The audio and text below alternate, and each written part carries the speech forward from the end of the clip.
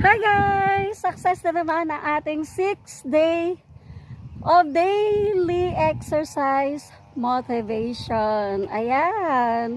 So, pawis na si Beshi nyo. Ayan, nakatakbo na tayo, nakawalk na tayo, naka-basic warm up pa tayo.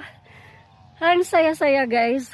So, it's really a wonderful day for another warm up. So, kayo, anong goal nyo sa year 2025 na to? Sinabayan nyo ba si Beshi nyo tulad ko na nag-warm up? Kasi guys, isa ito sa aking goal this year 2025. Talaga kasama to guys. So, i-checklist na natin yan. So, put on our checklist. Check na natin, big check, ang ating motivation for our daily exercise. So, daily routine natin, isingit natin to sa ating napaka super blessed at wonderful morning lagi. Every day. I-check na natin yan sa ating checklist. So, kung kaya nila, siyempre, mas kaya natin. So, kita nyo naman si Beshi nyo, puno pa ng pawis, tad pa ng pawis.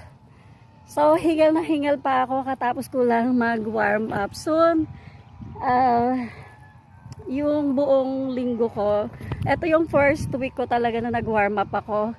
I-edit ko muna guys and isi-share ko din sa inyo lahat. So, abangan nyo ang aking first 1 week of our daily exercise motivation. So, sa mga katulad ko na gusto din mag-warm up, so sabayan nyo ako. Ito si Jilliana TV nyo at Aina Diana Click. So, patuloy na dito para sa inyo. So, hindi ako nawala guys sa mga nagtatanong sa akin kung nasaan na ako. Hindi lang talaga kinaya ng schedule natin. So, parini pa roon ako, parini pa roon, lakad dito, lakad doon. So, kayo din, naging busy kayo. Nakaraang holiday season, di ba? So, parang wala lang, no?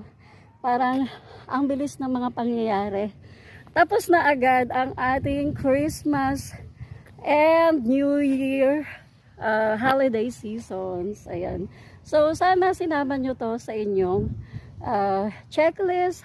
Isa sa mga goals natin ang mag-warm up kasi kailangan natin pangalagaan, magkaroon tayo ng discipline sa sarili natin, na ingatan natin ang body.